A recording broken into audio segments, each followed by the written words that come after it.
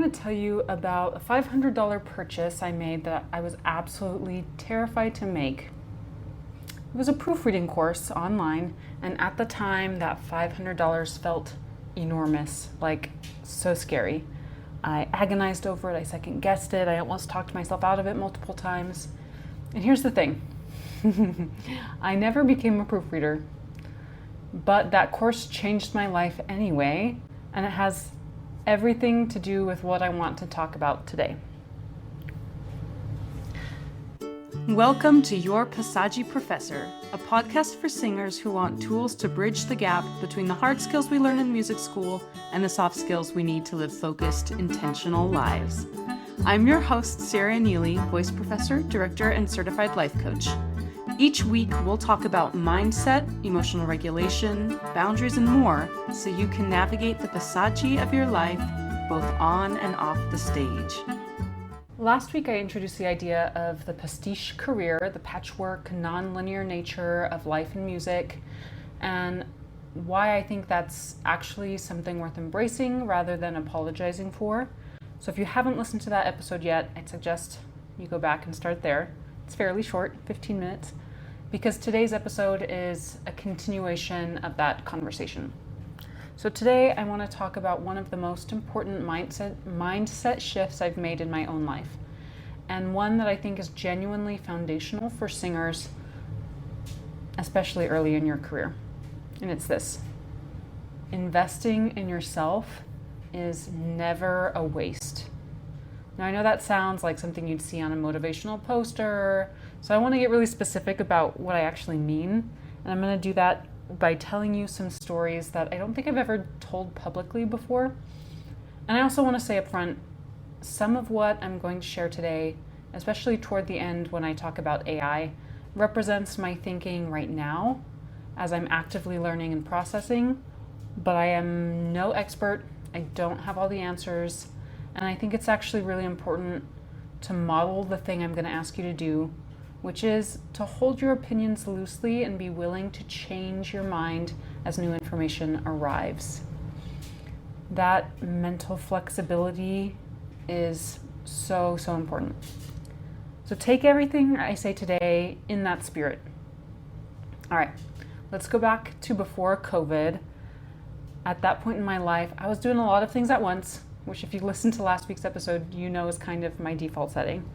I was performing regularly. I had a private voice studio. I was teaching English to Chinese students online through a platform called VIP Kid, which sounds fine until I tell you that the time difference meant I was working from 4 in the morning until 8 in the morning, 7 days a week. And then I was going to rehearsals at night and performing, so I would get home around midnight and I would sleep in like 2, 3 to 4 hour chunks and do it all over again. So in a word, I was fried. I was burnt out. And in that fried state, I decided to invest in the proofreading course. Looking back, I think what I was really looking for was a way out, or at least a different option, something I could do from home on my own schedule that didn't require me to be in a specific place at a specific time. The idea of building some kind of online income felt like freedom. So I spent the money, which felt like a lot at the time, and I did the course. And I learned something important. Proofreading is a skill like any other skill. The more I practiced, the better I got. And then also the flip side is true. I haven't kept up with that skill, so I'm not as good at it. But that's not revolutionary.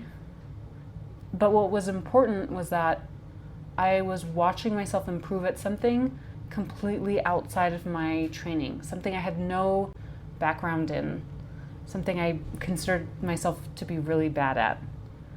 And what I didn't end up doing was building a proofreading career. That's not where the path led, but here's what it did give me. It opened a door in my mind to the possibility of online business.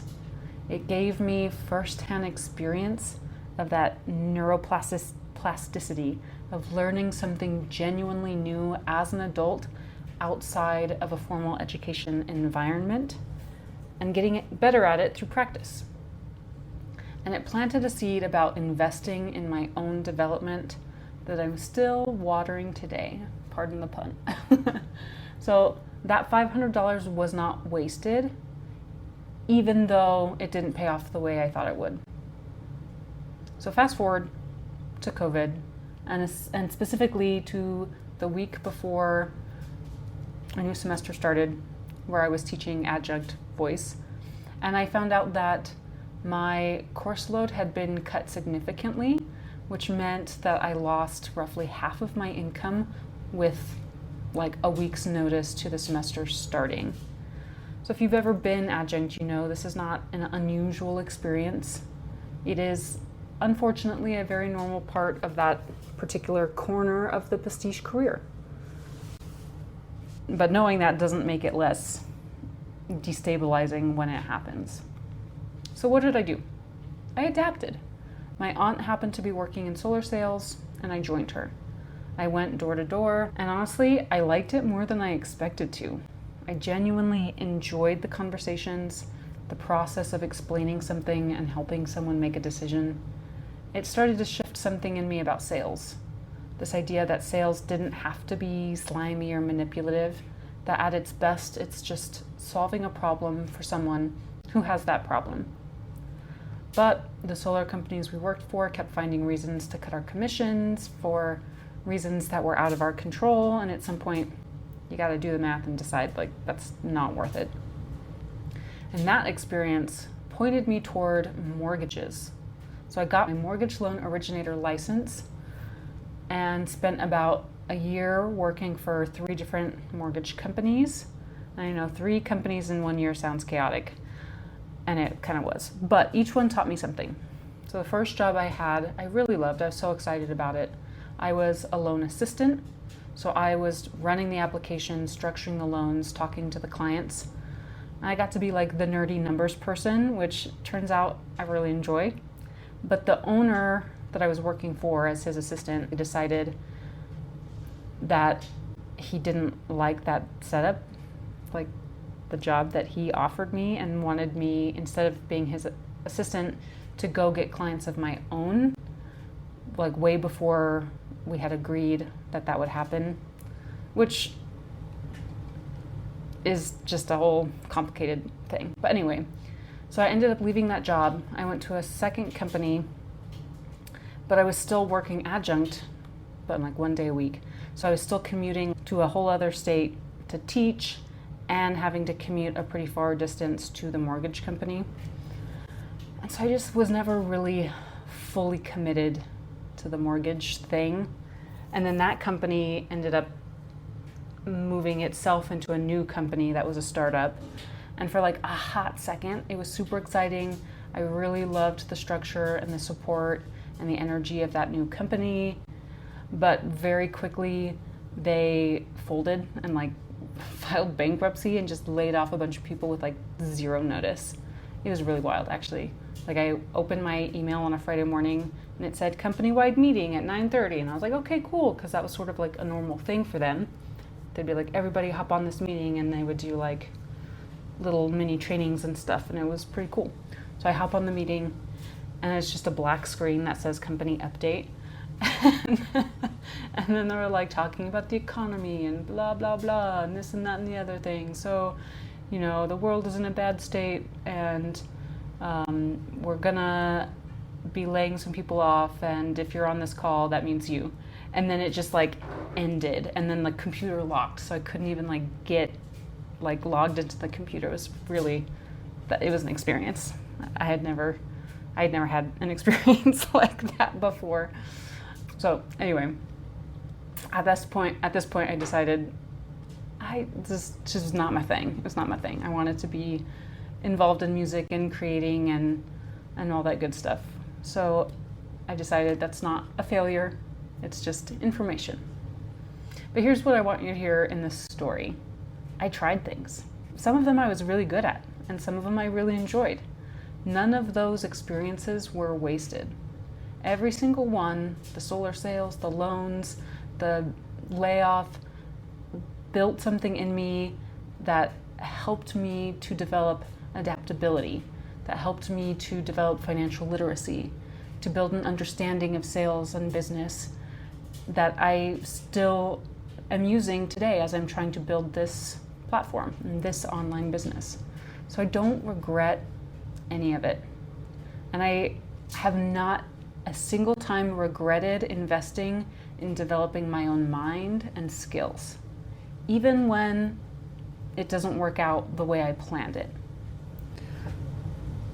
So, what's the through line here? It's this. Today, the world is genuinely uncertain. Course loads get cut, companies pivot without warning, entire industries shift away from what we expected. So the most stable investment you can make is in yourself, and not in a specific skill that's tied to a specific market, not in a credential that depends on a particular industry staying stable, but investing in your own capacity to learn, adapt, grow, and show up in whatever the situation is that arises. Now that is recession resistant. And I would argue that that is the closest thing to future proof that you can ever do. And I think singers are actually really well positioned for this, because if you have been building a prestige career or want to, you've already been developing the muscle of figuring it out, of learning new things, of pivoting when the situation requires it. You just might not have been framing it that way. And if you are the kind of person who has felt a lot of resistance to that, this is your sign to start building the muscle, your little brain noggin flexibility muscle, to become resilient, to become adaptable, to become the best version of you and grow forward, to fail forward in life, to be a lifelong learner.